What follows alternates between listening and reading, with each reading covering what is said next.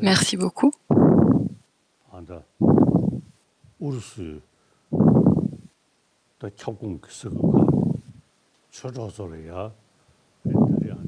C'est mes amis du Dharma de Russie. Le deuxième jour de l'explication du texte pour mes amis du Dharma russe. Hier,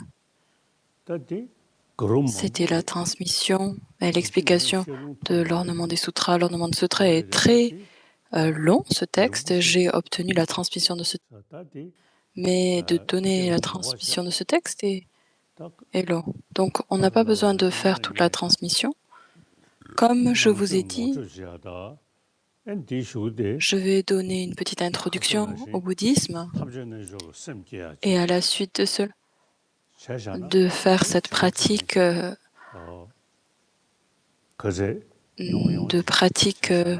du disque de lune et du Vajra. Donc ce yoga qui contient tout.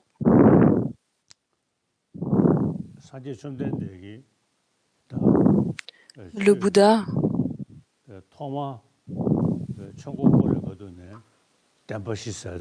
lorsqu'il a tourné la première roue du Dharma, il a enseigné les 4 vérités. On peut les regarder du point de vue de leur essence, leur activité et le résultat de cette activité. On peut alors le diviser de cette façon-là. Avec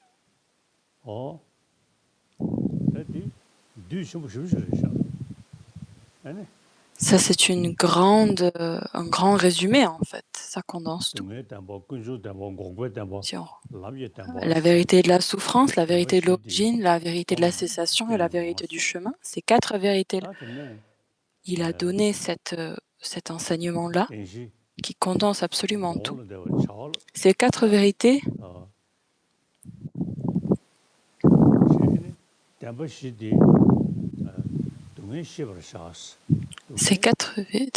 tout d'abord, connaît la souffrance par une réflexion, de pouvoir reconnaître les différentes divisions, subtilités de la souffrance. Habituellement, ce qu'on considère comme étant la souffrance n'est pas réellement, ce n'est pas juste ça la souffrance. Il faut pouvoir réfléchir à la souffrance omnipénétrante et de la reconnaître comme étant de la souffrance. La souffrance n'apparaît pas sans cause ou sans condition. Alors, de pouvoir identifier et de chercher la cause de ces souffrances-là. Les causes de la souffrance, vu que nous ne voulons pas ce résultat de souffrance, il faut que nous abandonnons alors cette origine de la souffrance. Est-ce que c'est possible d'abandonner cette cause de la souffrance? Oui, en effet, il y a la possibilité. Par exemple, si on regarde dans une seule vie, si on a des grandes émotions perturbatrices très fortes au niveau de l'attachement, de l'aversion, et petit à petit, il y a une capacité de les réduire. On sait ça. Et ainsi, la cause de la souffrance, l'origine qui vient donc de ces karmas et de ces émotions perturbatrices, alors comprendre que la base d'une telle pratique est une éthique qui abandonne les 10 actions non vertueuses et allant plus loin, de pouvoir comprendre que toutes ces souffrances sont issues de l'attachement et de l'aversion.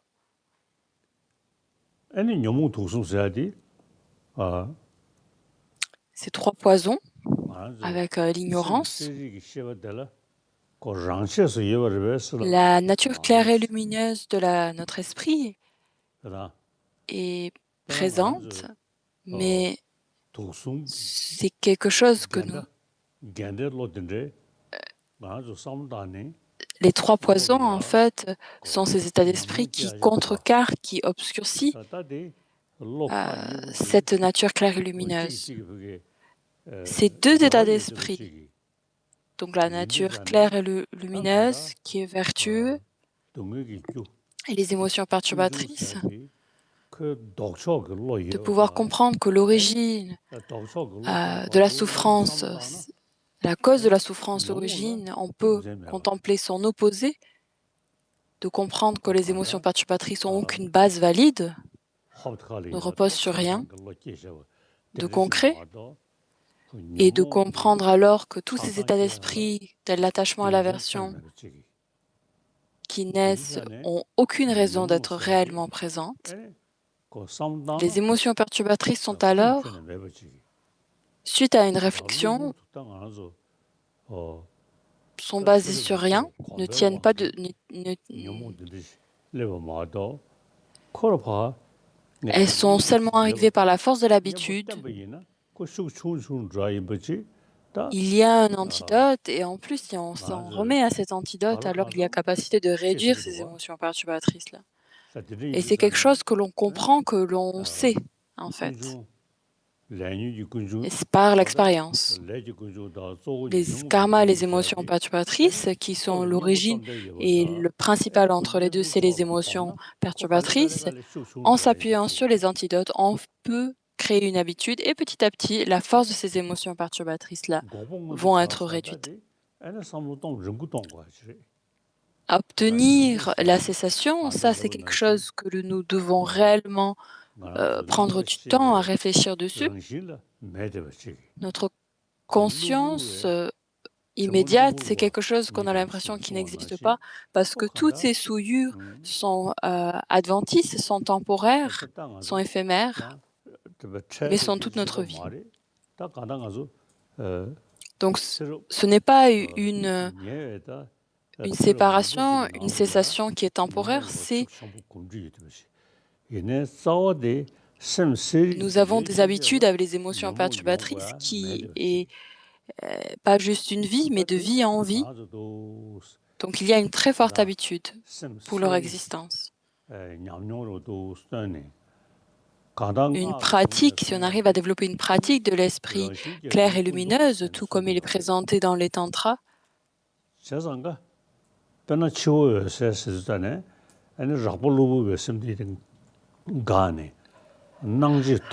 par exemple, au moment de la mort, la claire lumière au moment de la mort, c'est les émotions les esprits rudimentaires, basiques, qui sont stoppés et on descend à un niveau de conscience plus subtil.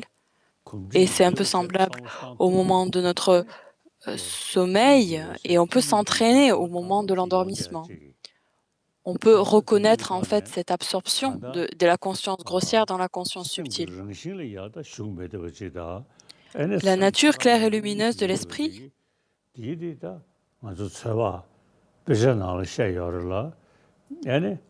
c'est ce qui est présenté dans les textes et quelque chose que l'on peut se familiariser avec. Il y a un certain niveau que l'on peut plus ou moins deviner, en fait. La force des émotions perturbatrices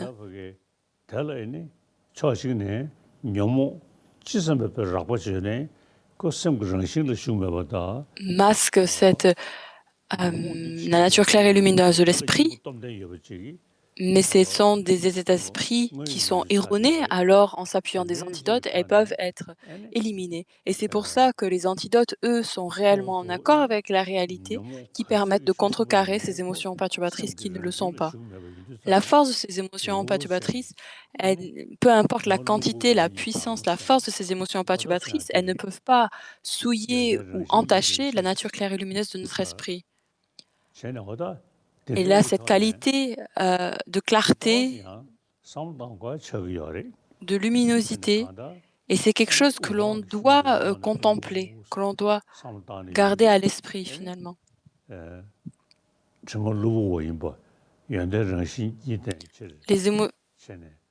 Toutes ces souillures, toutes ces impuretés sont adventices, sont éphémères, ne font pas partie de la nature de l'esprit. Et en comprenant cela, on arrive à développer en fait une confiance, une motivation pour aller dans cette direction-là. Et c'est pareil, comme j'ai cette habitude de toujours contempler de l'entrée dans la voie médiane. Ce verset, je le récite encore et encore. Cette cessation qui voyage vers la cessation, dans la fin du 6e chapitre, et comprendre que cette cessation a une réalité.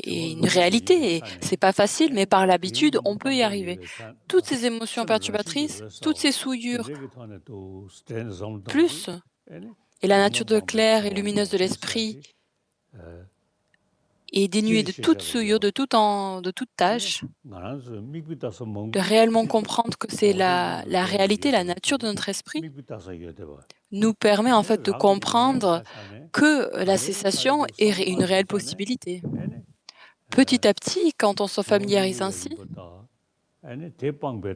ces souillures adventissent et on arrive à obtenir un état qui est libre de toutes ces émotions perturbatrices, c'est-à-dire la cessation, et c'est envisageable. Ce qui nous rend malheureux, ces émotions perturbatrices, cette liberté où elles ne sont plus présentes, si ça c'est une possibilité, si cette cessation pourrait exister, alors nous sommes tous les mêmes dans le sens où nous devons être heureux, être libres de la souffrance, de pouvoir comprendre que l'origine de toutes nos souffrances, ça nous remonte au karma, aux émotions perturbatrices et principalement à l'ignorance, et que l'ignorance est quelque chose qui peut être éliminé. Quand on comprend cela, on connaît cette souffrance, abandonne l'origine, obtient la cessation et médite sur le chemin. Ça nous guide à nous entraîner à ces 3 entraînements supérieurs. Et c'est pour ça que ces 4 vérités sont vraiment un résumé, une conclusion suprême, excellente. Toutes les religions parlent de l'amour, de la bienveillance. Et c'est bénéfique, c'est utile à nous tous. Les enseignements du Bouddha, ce n'est pas juste faire des prières à Dieu ou à une déité, c'est réellement entraîner son propre esprit. Et suivant ces instructions, cette lignée de Nalanda, et contempler leur philosophie, la philosophie de Nalanda, cette cessation qui est dénuée, libre de toute émotion perturbatrice. Réfléchissez profondément à cela, et c'est clairement expliqué, en particulier par Nagarjuna, dans ces 6 textes dialectiques, dans la sagesse fondamentale.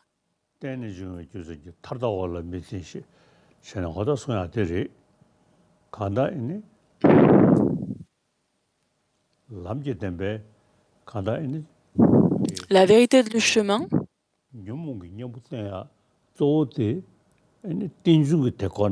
nous permet,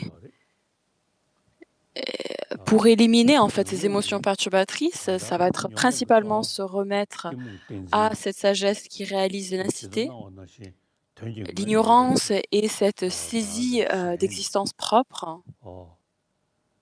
On s'attache, on s'accroche à cette réalité, comme quoi les choses existent telles elles nous apparaissent.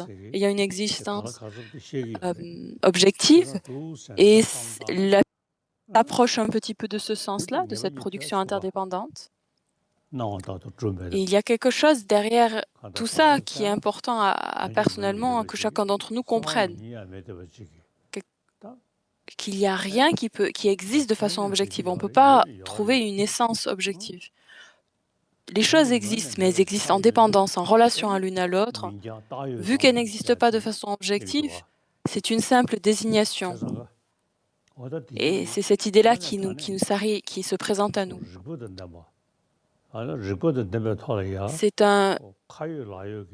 une vue qui est dotée de tous les raisonnements logiques, de toutes les preuves, et qui permet d'éliminer toutes les émotions perturbatrices, à les contrecarrer, à les détruire totalement.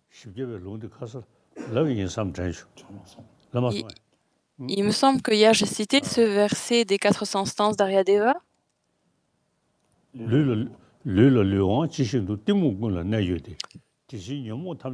Comme le sens du toucher est répandu à travers le corps, l'ignorance est présente dans toutes les perturbations mentales. Et surmonter l'ignorance, vous surmonterez aussi toutes les émotions mentales.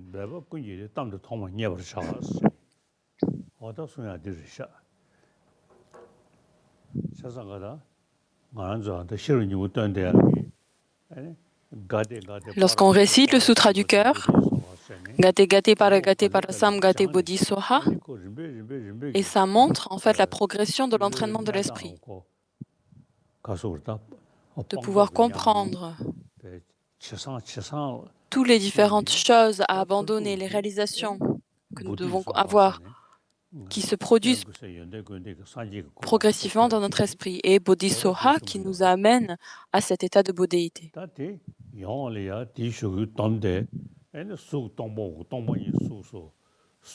La forme est vide, la vacuité est la forme,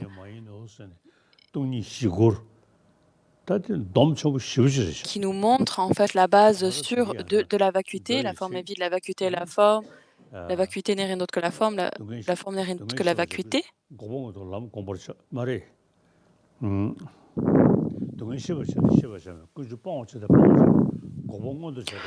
Connaît la souffrance, il n'y a aucune souffrance à connaître, abandonne aucune souffrance à abandonner, obtient la cessation, il n'y a aucune cessation à obtenir.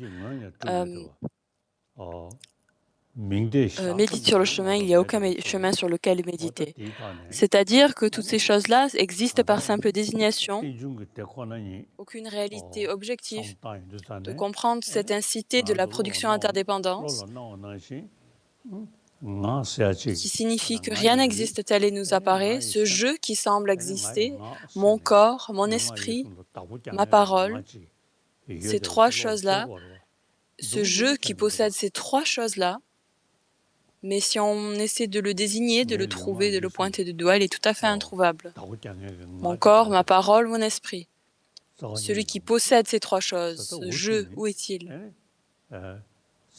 Et ça nous force en fait à peut-être essayer de le baser sur notre conscience, que le jeu existe dans ma conscience. Par la contemplation de la vacuité, on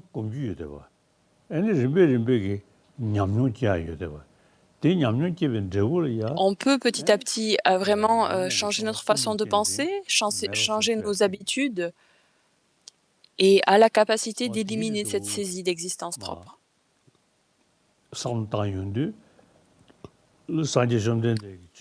Par une telle réflexion, le Bouddha, les enseignements du Bouddha, toutes les autres religions sont vraiment excellentes, mais les enseignements du Bouddha a pu nous donner une présentation de la réalité qui est dotée de tous les raisonnements, de raisons valides. Donc que ce soit par exemple aussi par ses explications de Nagarjuna, etc., qui nous permet d'avoir développer une foi sincère et stable dans ces enseignements-là. Gate Gate Parasam Gate Bodhisoha. Et il y a vraiment une certitude dans ce mantra-là, dans cette progression-là.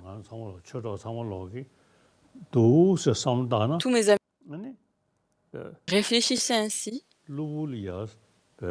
Ce que vous arriverez à faire, c'est de pouvoir éliminer tous les défauts, et de pouvoir parachever toutes les qualités. Et c'est un esprit qui va petit à petit se renforcer par l'habitude.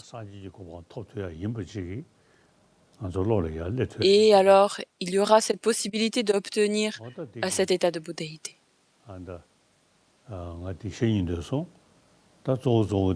J'avais envie de partager ça avec vous.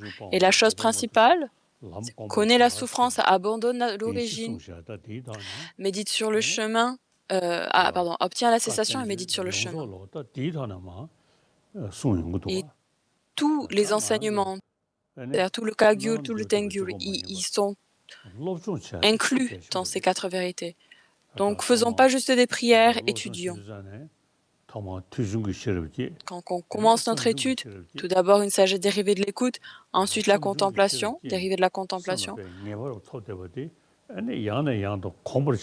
À la suite de l'écoute, on peut développer une certaine certitude, une compréhension, et on y réfléchit encore et encore, encore et encore. Et à la fin, on médite sur ce sujet-là, Et ça permet de réunir ces 3 aspects, l'écoute, la réflexion et la méditation.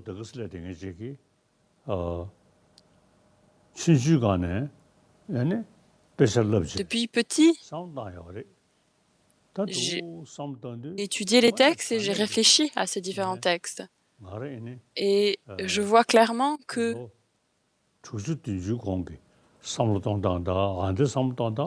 donc la façon dont je pensais quand j'avais, il y a 60 ans et maintenant est tout à fait différent. C'est très clair. Et mes amis du dharma, tout d'abord développer cette sagesse dérivée de l'écoute, ensuite la contemplation, ensuite développer une certaine expérience dans la méditation. Et je vous demande, mes amis du dharma, de faire cela. Les enseignements de Bouddha sont vraiment en accord avec la science, avec cette approche scientifique.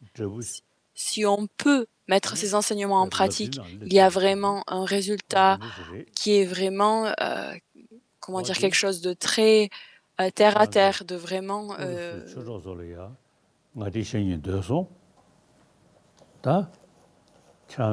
quelque chose qui est accessible. Et mes amis du Dharma de Russie, j'avais envie de vous dire ça, de partager ça avec vous. Et c'est l'ornement des sutras de Maitreya est très long. On ne pourra pas faire tout ce texte-là. On va pas faire cela. Et ce que je vous ai dit, l'enseignement du Bouddha, c'est ce que j'ai pu partager avec vous. Et maintenant, nous allons faire les questions-réponses maintenant. Your Holiness, thank you very much for sharing your wisdom with us. Votre sainteté, merci d'avoir partagé votre sagesse avec nous. La première question.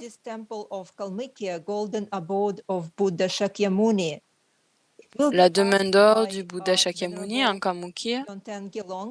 Administrator of the temple, a member of Yonten the Gelong. Chamber of the Russian Federation.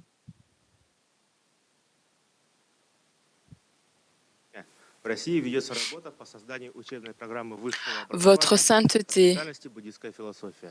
En Russie, nous travaillons pour créer un programme d'enseignement supérieur dans le domaine de la philosophie bouddhiste. La difficulté est que le programme de premier cycle de 4 ans ne peut pas inclure toutes les disciplines et tous les sujets enseignés dans les instituts bouddhistes en Inde, car de nombreux et autres disciplines doivent être incluses selon les normes de l'enseignement supérieur russe, de la philosophie mondiale à l'entraînement physique.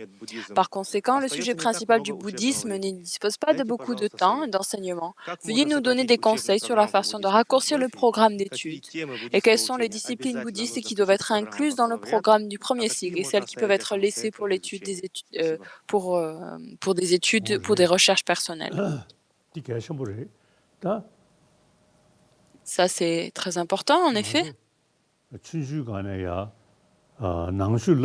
Depuis petit, quand on étudie le bouddhisme, tout d'abord, la chose que l'on étudie, c'est le logique, donc c'est-à-dire la présentation de la psychologie, et le tajik, les raisonnements logiques aussi.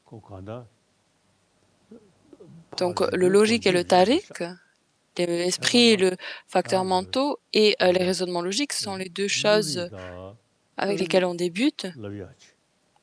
Alors je conseille en fait tout d'abord débuter avec le logique et le tarik, donc qui n'est pas particulièrement associé avec le dharma, avec une religion,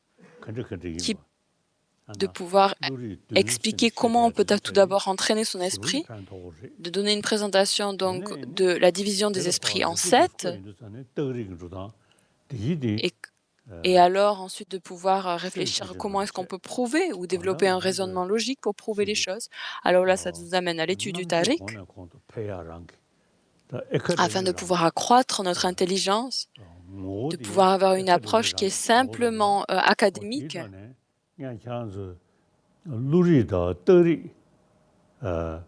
Alors tout d'abord étudier le logique et le tarik. Et petit à petit, en fait, lorsqu'on commence à s'intéresser de plus en plus à l'esprit, alors on peut aller plus loin dans ces sujets-là. Et en ayant en fait développé se familiarisant avec le tariq, on peut comprendre comment prouver ces différentes choses-là. Et ensuite, quand on est présenté à des sujets tels les 4 vérités, on peut amener en fait nos compréhensions, notre étude aux 4 vérités pour l'analyser. Et ce qui est bien avec le logique et le tariq, c'est que ce n'est pas un sujet religieux, c'est simplement un sujet académique.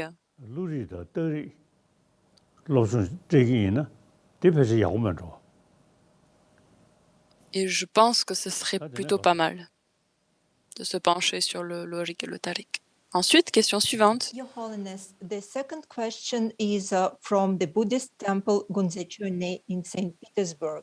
It will be asked by the abbot of the temple, Buddha Badmaya. Le temple de Saint-Pétersbourg, le Kempo.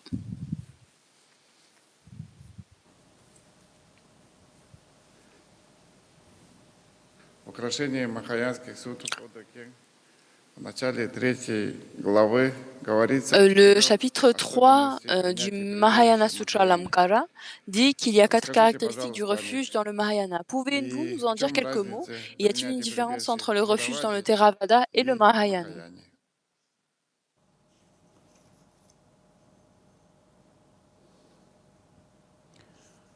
가서 미국군도 좋아다. 애네 산지 톱질 캐래 뭐. 나래 다래. 이 돈이 또 회시래 나래. 군도 좋다. 캐래 도당스. 애네 디네 잠주 패봐 시진나 저기. 어다 디드 송도가 디드 레샤. 지. Il y a ces différentes caractéristiques quand on prend refuge dans le Bouddha, le Dharma et la Sangha. Ces récitations-là sont similaires, mais les textes, si on les a étudiés un petit peu, on voit que la base en fait de la prise de refuge est un peu différente. Il y a la prise de refuge ordinaire qui en fait permet de demeurer dans la paix solitaire, et c'est pour ça que l'étude est très importante à ce moment-là. Par exemple, si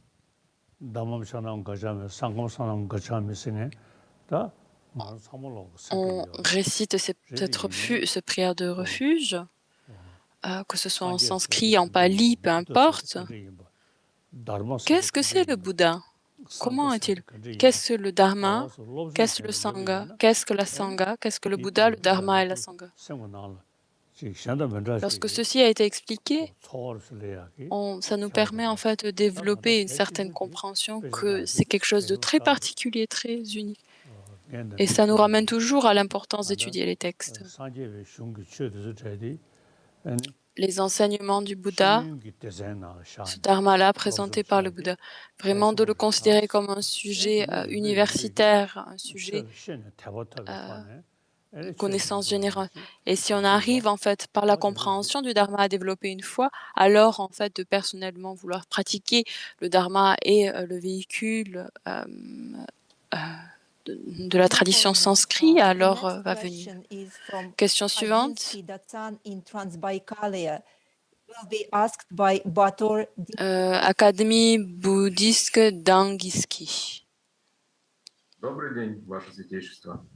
Мы рады приветствовать вас из Агинского Дацана. Votre sainteté, quelle est l'utilité pour nous, des gens ordinaires, de croire que nous pouvons atteindre l'état de Bouddha en une seule vie? Спасибо.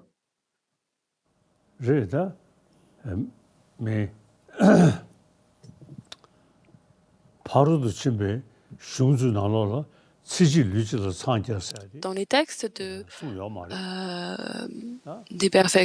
perfection de la sagesse, d'obtenir la bouddhéité en une vie n'est pas enseigné. Donc c'est simplement présenté dans les textes du véhicule du Vajrayana, de pouvoir obtenir la bouddhéité avec un seul coup, avec un seul corps. Donc cette présentation-là est donnée. Et les gens ordinaires, ça pourrait arriver, mais en généralement, obtenir la bouddhéité en une vie, c'est très difficile. Donc, Donc, par exemple, si on prend Jitun Milarepa, vraiment, c'est quelqu'un qui avait vraiment une dévotion, une pratique profonde, dévouée, absolument une pratique extraordinaire, qui s'est efforcé, qui a vraiment a mis tellement d'efforts de pouvoir développer ces réalisations-là. Et à la suite de ces efforts-là, il a vraiment avancé vite. Et si on peut s'efforcer comme Jetsun Milarepa, de pouvoir développer toutes ces qualités et toutes les qualités et les réalisations. Et donc les personnes ordinaires comme nous, de pouvoir obtenir la bouddhéité en une seule vie. Donc il y en a certains qui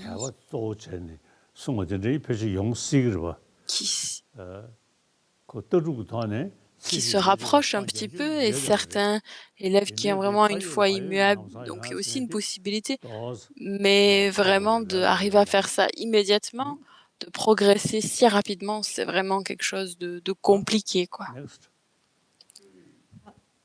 Question suivante.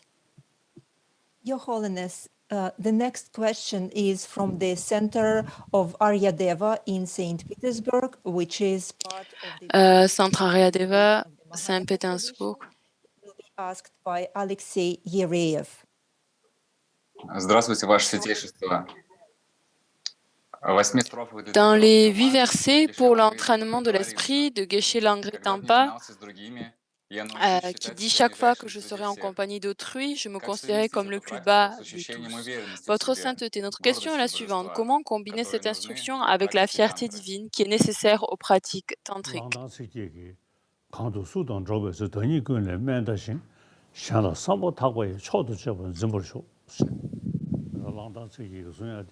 Oui, en effet, ce verset, ça parle de notre pratique quotidienne. Et lorsqu'on fait cette méditation, de développer cette fierté divine,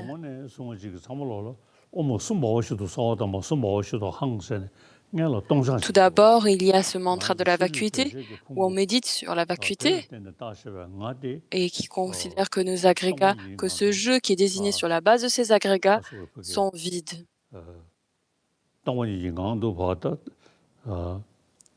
Et de par cet espace de la vacuité, il n'y a pas on ne dit pas une absorption dans la vacuité, mais que les apparences sont en fait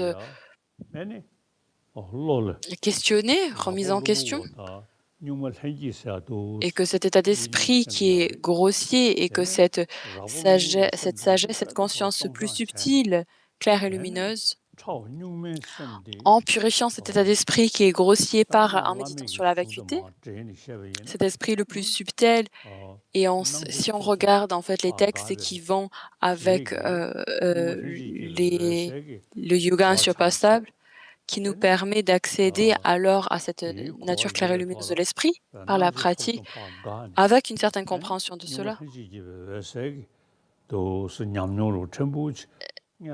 Les consciences en fait grossières vont être cessées, vont être stoppées, et la conscience subtile, claire et lumineuse va devenir manifeste.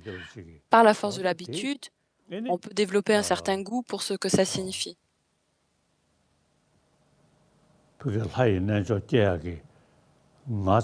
Ces pratiques de la déité, c'est un simple jeu, une simple désignation.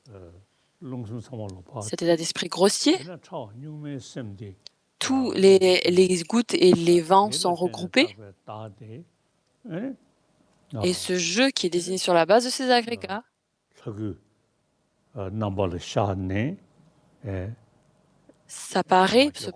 prend l'apparence, se manifeste sous la forme de la déité, et de là, il y a cette fierté sur laquelle il est.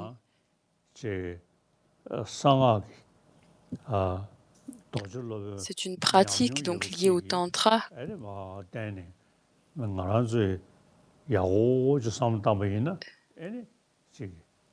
Si on arrive à réfléchir à cela de façon juste et correcte, cet état d'esprit qui est grossier, qui est mis de côté, et cet esprit plus subtil, qui comprend alors que ce jeu qui existe par simple désignation, en fait, apparaît sous la forme de la déité. Ce qui est présenté dans les versets, ça fait référence à notre état d'esprit habituel, en fait, ordinaire. Your Holiness, the next question is from Moscow Buddhist Center Yeshe Korlo. It will be asked by its founding member Ilya Bershin. Yeshe Korlo, Здравствуйте, centre Ваше bouddhiste. Святейшество. В наше время многим De nos трудно jours, il est первым difficile pour наставлением beaucoup d'entre nous de suivre les оставить родные instructions telles que края, удалиться quitter от votre грехи и pays так далее. natal, aller en Также retraite в et условиях ainsi de suite. множества Votre отвлечений и sainteté, notre соблазнов question сделать est la так, suivante. чтобы наш ум Avec не tant разлучался d'instructions et с de нами. tentations que le monde mondain, moderne a à nous offrir, comment ne pas laisser son esprit se séparer du Dharma?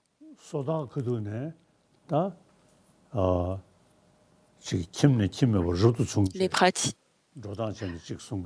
Donc, il y a une approche, donc c'est de mettre de côté en fait la vie de famille et devenir moine ou nonne.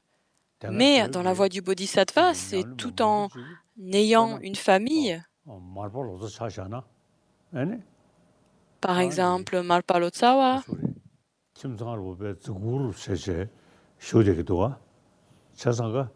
il vivait avec sa famille. La chose principale, c'est vraiment comment on pense, la façon dont on réfléchit, dont on voit le monde. Et si on suit nos distractions continuellement, si on est de ne pas s'attacher à ces différents objets d'attachement, la façon de vivre, comme je vous ai dit. On peut vivre tout comme Mappalotsawa l'avait. Donc le but est d'avoir cette réflexion. D'un côté, certaines personnes veulent devenir des moniales et d'autres personnes, et peu importe le travail que l'on fasse, on le continue, ce travail-là, et principalement, on va se focaliser sur l'entraînement de notre esprit.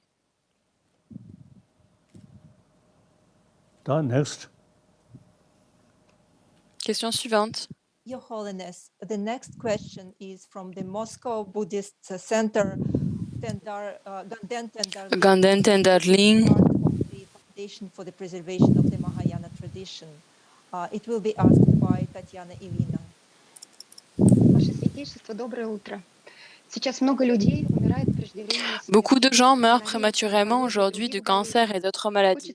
Lorsqu'on veut aider les défunts à obtenir une bonne renaissance, en plus de demander des prières au lama, les gens veulent faire quelque chose par eux-mêmes pour la personne décédée. Que pourriez-vous leur conseiller? Dans notre atelier, nous fabriquons des tsatsas pour les défunts, stupas et diverses déités. Pourriez-vous nous expliquer comment le fait de faire des tsatsas pour les défunts aide à purifier ses empreintes karmiques? Nous souhaitons une bonne santé et nous dédions les mérites de faire ces tsatsas pour votre longue vie.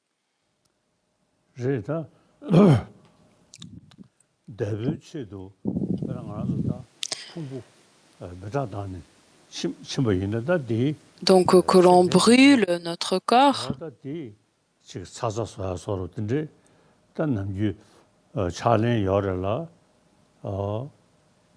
il y a cette habitude en fait de faire des tsatsas, mais aussi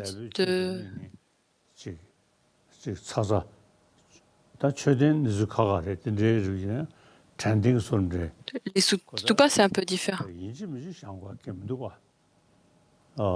Donc il n'y a pas la nécessité de fabriquer ces tsatsas. Et comme je vous ai dit, donc les cendres peuvent être utilisées pour fabriquer les tsatsas.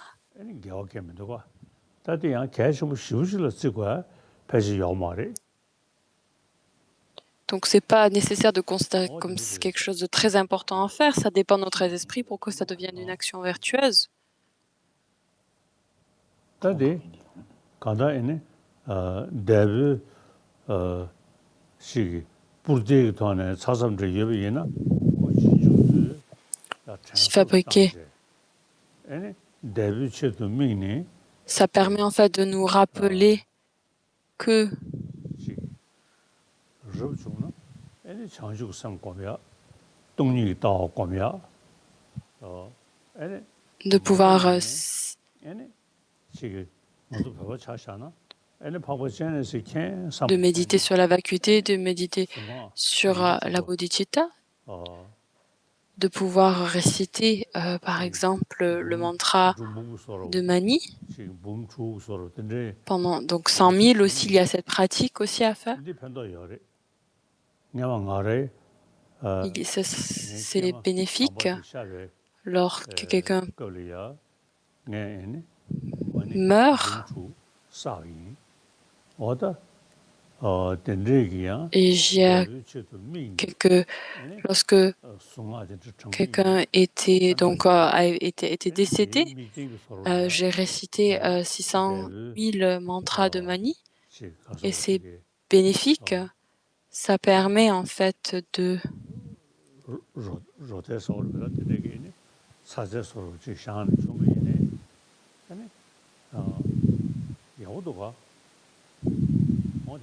donc c'est bien en effet de faire cette satsa après aussi la mort de quelqu'un.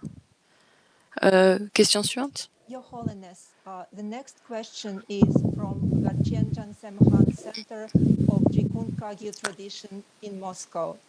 It will be Jigun Kagyu, Garchen Rinpoche. Здравствуйте, Ваше Святейшество. Я счастлив задать вопрос от имени нашей саммы. Votre sainteté, l'enseignement dit que nous devons d'abord nous remettre au gourou extérieur, puis développer un gourou intérieur, un maître intérieur. Si nous nous sentons que nous avons déjà développé un maître intérieur, comment comprendre que nous ne sommes pas piégés par notre propre conceptualisation? Comment distinguer notre gourou intérieur des fabrications mentales?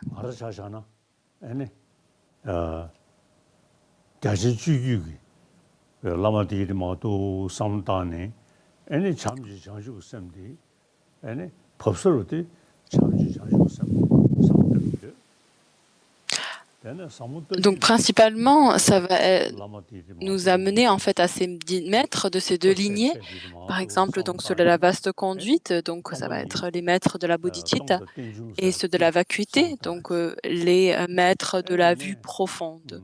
Et ça va être une contemplation de la vacuité. Ainsi, avec ces deux choses-là, que ce soit par exemple de la transmission de la lignée de Shantideva jusqu'à nous, d'échanger, d'égaliser soi avec autrui, bodhicitta.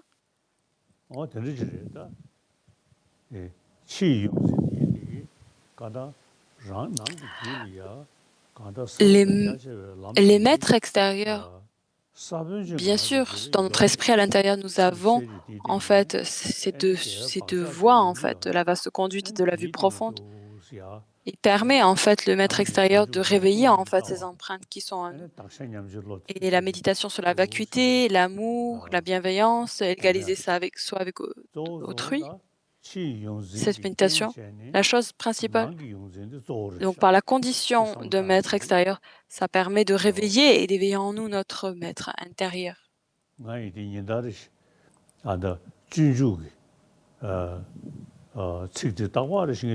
Et de façon quotidienne, je récite ces versets du Bodhisattva Charvatara.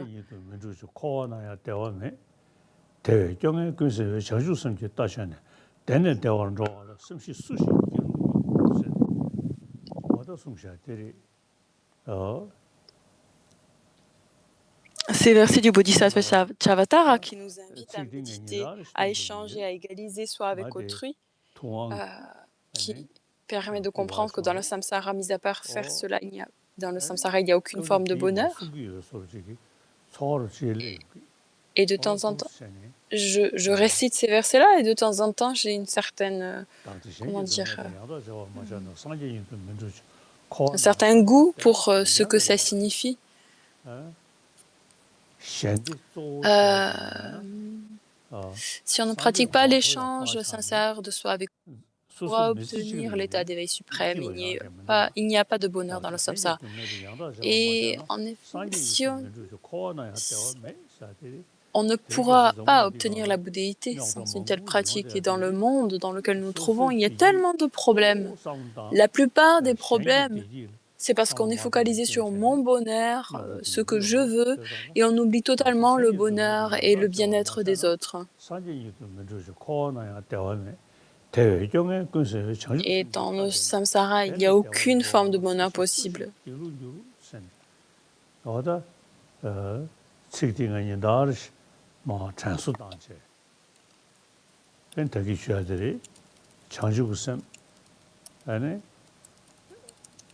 Je médite sur ces versets de façon quotidienne, c'est-à-dire une contemplation sur la bodhicitta.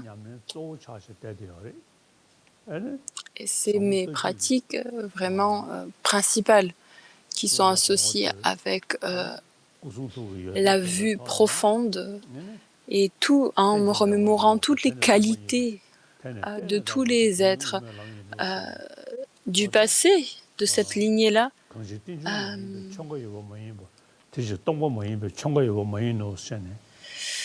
Ce qui est une production indépendante, ceci est expliqué comme étant la vacuité. Ceci est une désignation indépendante, ceci est la voie du milieu. Puisqu'il n'y a aucun phénomène qui ne soit pas une production indépendante, il n'y a aucun phénomène qui ne soit vide. Donc ça, c'est des versets de Nagarjuna que je me remémore aussi. Merci beaucoup. Your Holiness, the next question is from Kalachakra Buddhist La Center question of suivante, Jonan tradition. centre bouddhiste de Kalachakra de la tradition Jonan.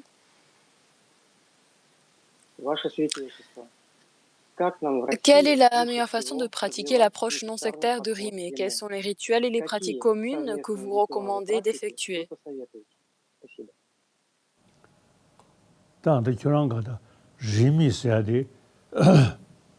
Les pratiques rimées,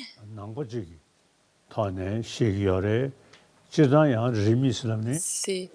Vous me posez la question du point de vue bouddhiste ou dans le sens où il y a beaucoup de religions dans le monde? Par exemple, donc peu importe la religion que nous avons reçue de nos parents, en fait, peu importe la religion que nous ayons reçue, notre pratique centrale va être le bon cœur. Ça va être aspirer à accomplir le bien des autres. Donc que ce soit le Dieu qui m'est créé et donc je suis un enfant de Dieu, alors je dois accomplir le bien d'autrui. Donc c'est bénéfique. Donc que ce soit des chrétiens, ils sont focalisés vraiment à accomplir le bien-être de la société, des gens autour d'eux. Et du point de vue bouddhiste, donc que ce soit dans la tradition pali ou sanskrite, dans le pays des neiges au Tibet, il y a différentes lignées.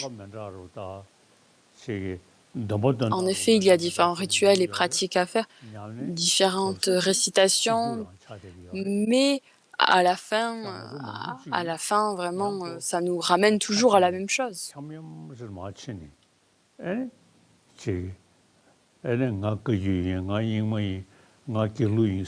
de se dire, moi je suis Kagyu, moi je suis Gelugpa, moi je suis Nimapa.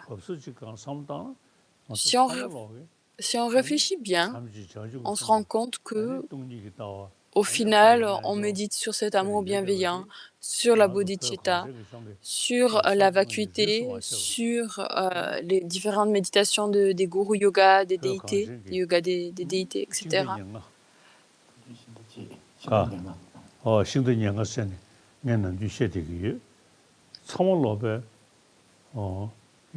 Tout le monde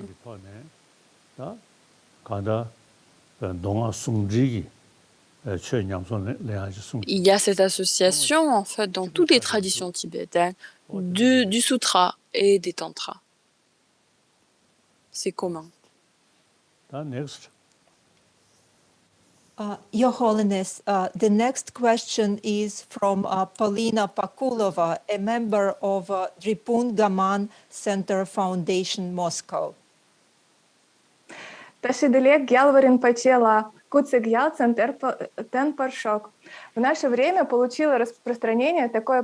nos jours, les gens utilisent largement la notion de bouddhisme séculaire. Certains enseignants et instructeurs de méditation disent qu'il est possible d'atteindre l'illumination sans accepter l'existence de vie passée et vie future, le concept du karma et l'existence d'autres mondes. Votre sainteté, ma question est la suivante. Est-il possible d'atteindre l'état de bouddhéité ou la libération si on n'accepte pas ces concepts-là?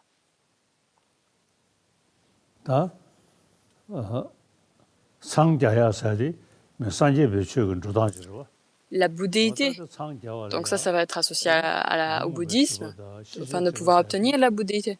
Il faut qu'on puisse éliminer donc ces deux voiles, donc soit la connaissance et ces des émotions perturbatrices. Et en fait, on peut y arriver en générant, en s'appuyant sur les antidotes. C'est pas par la simple prière qu'on peut y arriver. Par la méditation.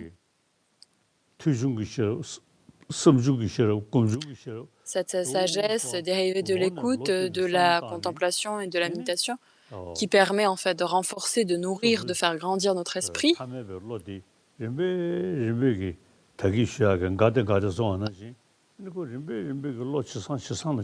Comme je vous ai parlé du mantra Gate Gate Paragate, notre esprit progresse en fait sur les terres et les chemins, s'avance.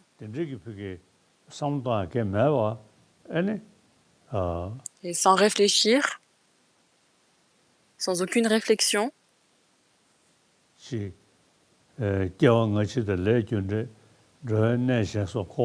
sans comprendre le karma, les vies passées, vies futures, on pense qu'il y a l'obtention de la bouddhéité, ça va être difficile. La bouddhéité,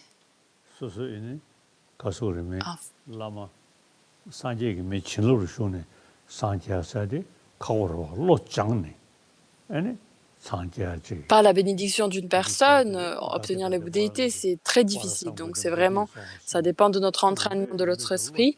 Gate gate para sam gate bodhisattva, c'est-à-dire une progression graduelle de l'entraînement de notre esprit, qui permet en fait de réaliser, de développer ces réalisations de la sagesse et de la méthode. Mis à part cela, sans faire ça, obtenir la bouddhéité, ça paraît difficile. Sans réalisation de la méthode et de la sagesse, un enseignant dit on peut obtenir la bouddhéité. J'en suis pas trop sûre. Je pense que ça serait un peu compliqué. Thank you, Your Holiness. The next question will be asked by Piotr La question Gudinin, suivante. a member of Patrul Rinpoche Buddhist Center in Moscow. Доброе утро, Ваше Святейшество. Как ситуация ковид-локдаунов?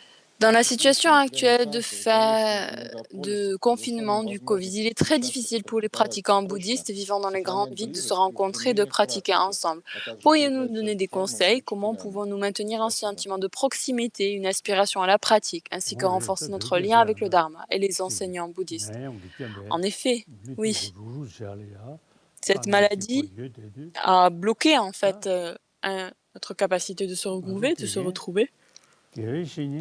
Et si on considère notre maître spirituel comme étant un texte, un livre, donc pas nécessaire en fait d'être à côté de son professeur, de son maître, de son enseignant. Donc que ce soit le Kagyu, le Tengyu, ils sont traduits dans de nombreux textes. Et étant tout seul à la maison, et de temps en temps, en fait, de lire ces textes-là. Par exemple, moi, personnellement, mon maître, la plupart de mes maîtres sont décédés, sont passés en paranirvana. Et ce que je considère alors comme étant mes maîtres, c'est l'entrée dans la voie médiane. Je lis de façon quotidienne ces textes-là. Le maître spirituel, si on considère comme étant ces volumes, cette littérature,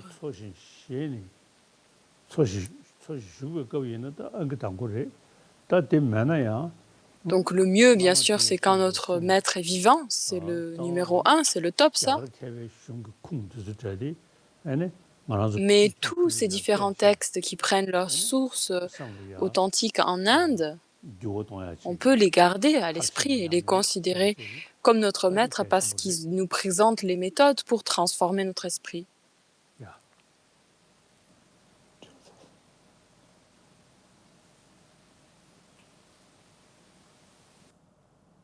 Your Holiness, we have 2 more questions. Votre sainteté, nous avons 2 questions en plus. When the pandemic La ends, suivante, what awaits lorsque la humanity? pandémie se termine, What is the role qu'est-ce qui of va Russia nous in arriver this future world? et quel est le rôle de la Russie dans ce monde futur? 가. 점블링나로 내용디 차대요레 내용디 매백 차백qabla 아니 겨울은 점블링디 컨디스 차기여버 컨디스 내다디 컨디스 차기여버디 공주 가리유나스 안디 나네 우르수 우크라이나 게 가리키야유나 다 마음 우르수 우크라이나 게 가리유나스 점블링나로 이르시 지원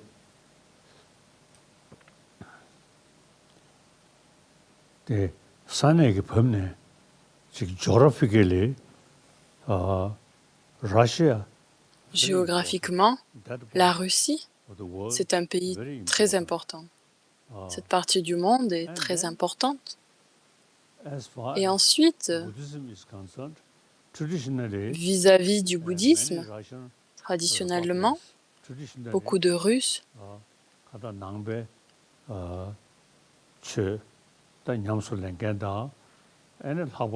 sont des pratiquants du bouddhisme et en particulier, il y a beaucoup de grands savants et d'érudits qui sont russes, qui étaient russes, qui sont russes. Et lorsque ces différents pays, les nouveaux pays, ces nouvelles régions de Russes s'intéressent au bouddhisme, et ce qui est important pour elles, comme je dis encore et toujours, c'est l'étude. Étudier, étudier, étudier. Beaucoup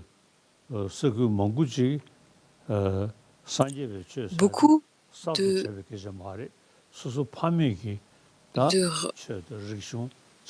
Russes, en fait, suivent en fait la tradition ou la culture religieuse de leurs parents.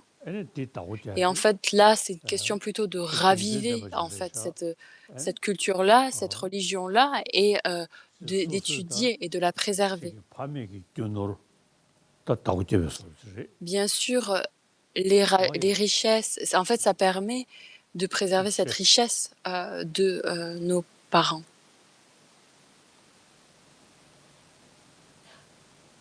Your Holiness, and our last question for today. Votre sainteté, notre question finale pour aujourd'hui. Certains maîtres bouddhistes, l'idée de protéger l'environnement et la bodhicitta sont très proches l'une de l'autre. Comment est-ce qu'on peut unifier la pratique bouddhiste et un réel sens de responsabilité de notre planète?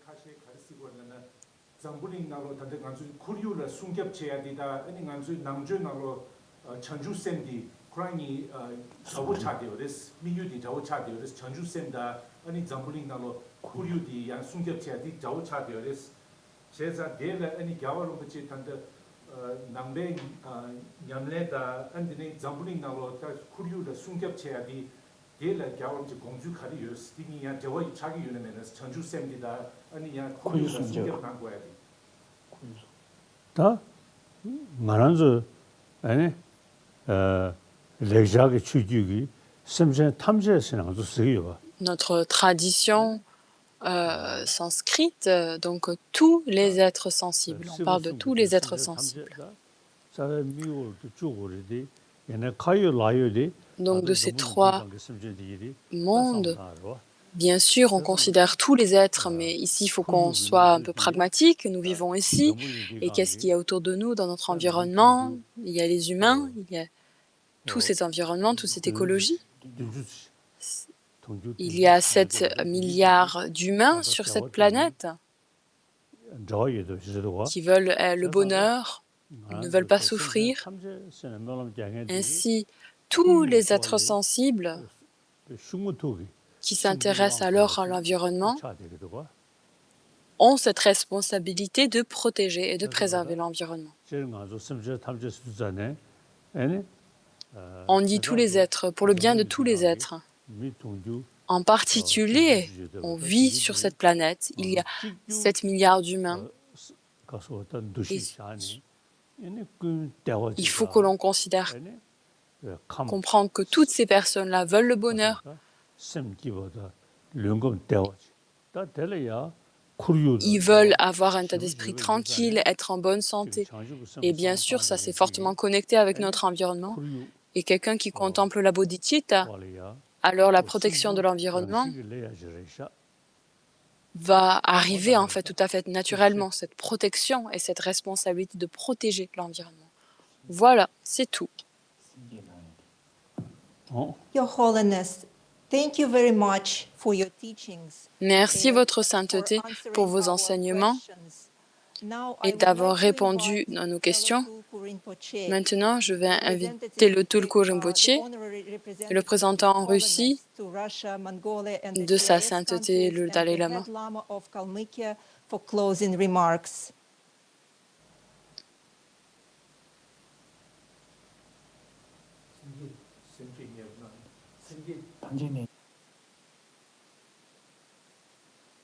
We will do our best to read Mahayana Sutra Alankara and contemplate on the teachings Your Holiness has Nous allons faire de bestowed with notre us. mieux. Comment nous sommes arrivés à la fin de ces enseignements de cette année? Nous allons faire de notre mieux pour lire le Mahayana Sutra Alamkara et contempler les enseignements que votre sainteté nous a accordés. Nous vous remercions pour votre gentillesse, pour votre attention envers les bouddhistes de Russie. Nous tenons également à remercier le vénérable Geshe. Actuellement, la situation il y a de plus en plus de nouvelles personnes infectées et qui ont perdu la bataille depuis 1 an et demi environ. Nous avons perdu de nombreux amis à cause de la COVID-19. De nombreux bouddhistes à travers la Russie et d'autres parties du monde continuent à réciter le mantra de la Tara verte que votre sainteté a recommandé pour prévenir la propagation de cette maladie. Néanmoins, nous demandons à votre sainteté de prier pour les personnes décédées, infectées et les membres de leur famille. De nombreuses personnes à travers la Russie sont en difficulté émotionnelle, mentale et financière à cause de cette crise. Your Holiness, in the end, we would like to thank Geshe Lhagdor for Enfin, je voudrais exprimer ma gratitude à nos coordinateurs Geshe Lhagdor d'avoir dirigé les sessions de révision après les enseignements. Nous tenons à remercier les secrétaires ainsi que la section audiovisuelle du bureau et tous les traducteurs pour leur travail acharné. Enfin, je voudrais exprimer ma gratitude à nos co-organisateurs depuis 13 ans, la fondation Save Tibet, Rinpoche Baksan Datsan, la demeure d'or de Bodhi Shakyamuni, l'administration du chef Lama de Tuva et le bureau du Tibet à Moscou. Votre sainteté, nous prions pour votre longue vie et votre bonne santé. Nous attendons également votre impatience d'être réunis avec votre sainteté le plus tôt possible. Nous sommes toujours avec et dans nos pensées et dans nos prières. Thank you very much. Merci beaucoup.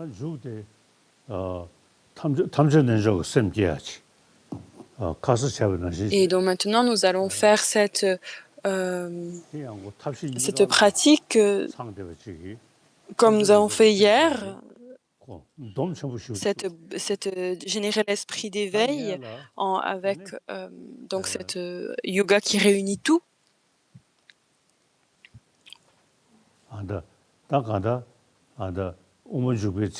Avec le disque de lune et le vajra. Donc tout d'abord, je réfléchis toujours à 시숨 디다 머리 되네 깨매버 또데 타니에 담배도 좀 고본로 Ainsi illuminé par les rayons de lumière de la sagesse, le bodhisattva voit aussi clairement qu'une groseille macro sur sa pomme ouverte, que les trois royaumes dans leur totalité sont non nés depuis leur origine. Et par la force de la vérité conventionnelle, il voyage vers la cessation. Bien que son esprit puisse se maintenir continuellement au repos dans la cessation, il génère également de la compassion pour les êtres dépourvus de protection. En progressant davantage, il surpassera aussi par sa sagesse tous les êtres nés de la parole du Bouddha et des Bodhis du milieu. Et comme les rois des signes qui s'envolent au-devant des autres signes accomplis en déployant les ailes blanches des vérités conventionnelles ultimes, propulsé par le vent puissant de la vertu, le bodhisattva naviguera vers l'excellent rivage lintoin, les qualités océaniques des conquérants. Au jour. Comme je vous ai dit à l'instant, si on pense juste à moi, il n'y a aucun moyen que le monde autour de nous soit mieux. Nous dépendons de la société, nous dépendons des communautés, et donc il faut que la communauté et le monde entier soient heureux, en fait, soient bien.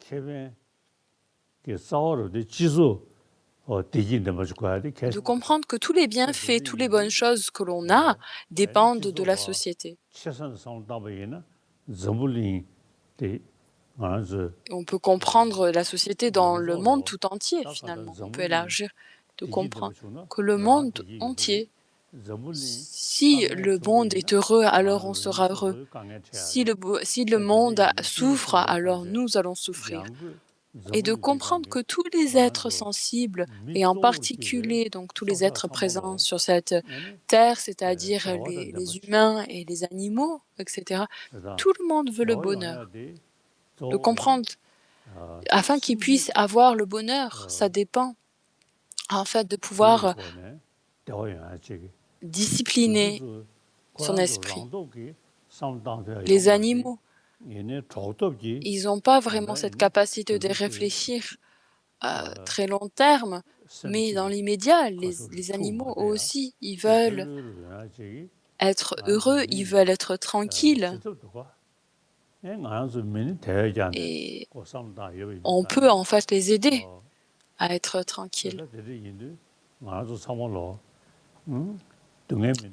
Toutes les personnes veulent le bonheur, être libres de la souffrance.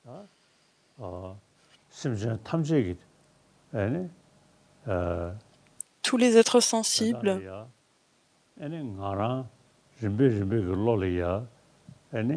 de façon graduelle, il faut entraîner son esprit afin d'abandonner et de développer les réalisations. Je vais m'engager dans cette voie-là afin de pouvoir être bénéfique aux personnes autour de moi. Et c'est pour ça que tout d'abord, on va méditer alors tout d'abord sur la bodhicitta.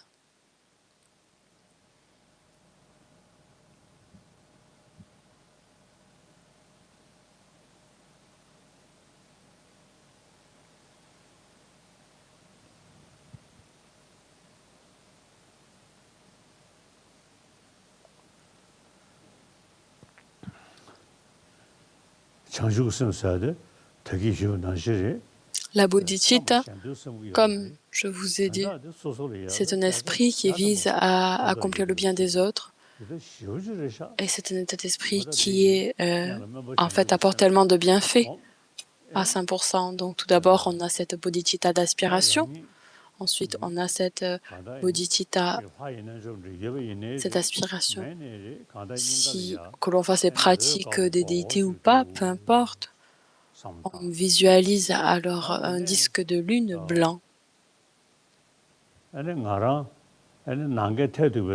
Et ensuite, tous les êtres qui sont égaux en fait, à l'espace qui remplit le test, puissent-je obtenir l'état de bouddhéité pour tous ces êtres? On se focalise sur cette pensée. Et ce jeu qui médite ainsi, où est-il? Si on le cherche, il est introuvable. Tout comme c'est présenté dans l'entrée dans la voie médiane.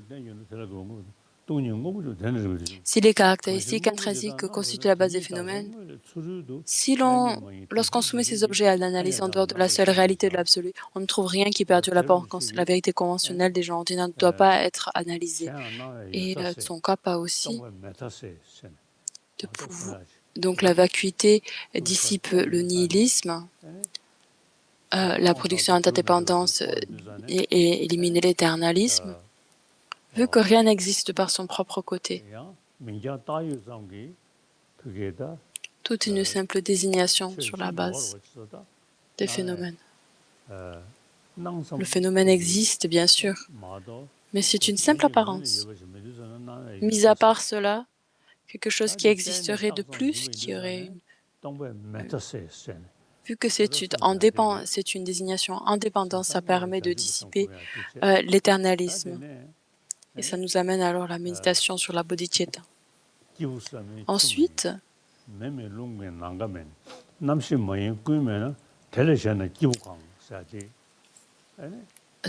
donc ni l'eau, ni l'air, ni la terre, ni la conscience, ni l'espace, vu qu'il n'est pas, l'individu n'est pas ces choses-là, vu que chaque élément est un composant, où est cet individu?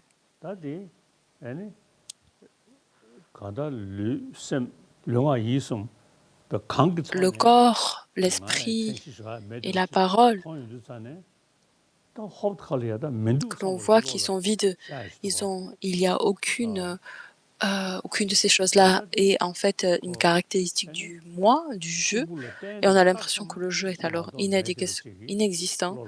Comprendre que le je est une simple désignation sur la base des sacrés cas,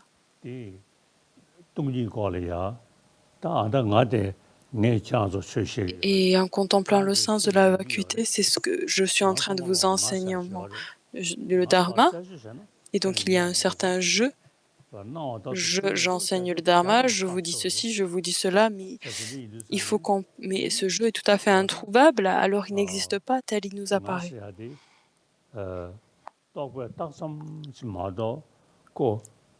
Le jeu est une simple désignation de l'esprit. Le jeu n'est pas mon corps, le jeu n'est pas ma conscience, le jeu n'est pas ma parole. Et mis à part ces trois choses-là, si ce n'est pas ces trois choses-là, où est le jeu? Donc ça ne signifie pas que le jeu n'existe pas, c'est une simple désignation sur la base de ces choses-là. Pendant un court instant, posons-nous la question, où est ce jeu?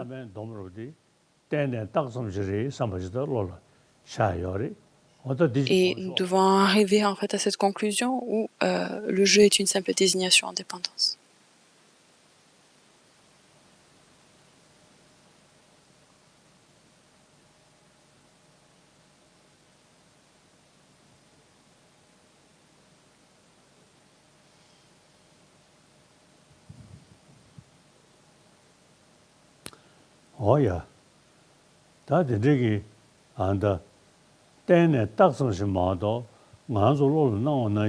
Une simple désignation en dépendance, ce jeu n'existe pas comme il semble nous apparaître. Le Bouddha Bhagavan, s'il y avait le Bouddha aussi est tout à fait introuvable. On ne peut rien désigner comme étant le Bouddha, c'est une simple désignation en dépendance. Méditez, placez votre esprit sur cela. Et tout comme je viens de vous dire là à l'instant, on a cette bodhicitta conventionnelle qui se manifeste sous la forme d'un disque de lune, et sur cela, on visualise un vajra à 5 branches blanc qui se pose sur le disque de lune.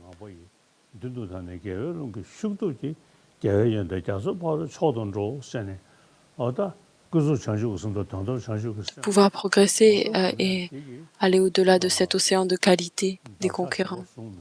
Ces deux choses-là, la bodhicitta conventionnelle et ultime, nous permet de réunir ces deux collections, celle de la sagesse et des mérites.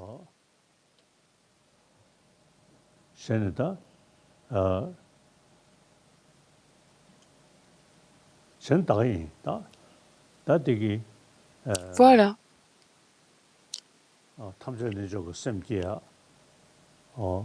카세직 삼담버라 다들이 다디 Donc nous avons médité alors sur l'éveil, l'esprit d'éveil, donc réuni par par ce yoga qui réunit tout. Et dans le futur, on aura aussi cette chance à nouveau de pouvoir donner des explications, et en particulier par le biais d'Internet. C'est très facile de faire ce genre d'explications. Merci beaucoup. Prière de dédicace.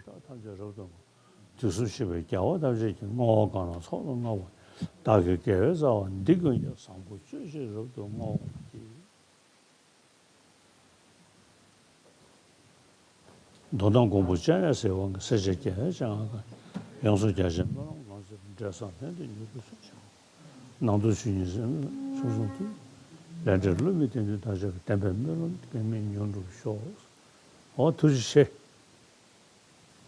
Merci beaucoup, je vous remercie.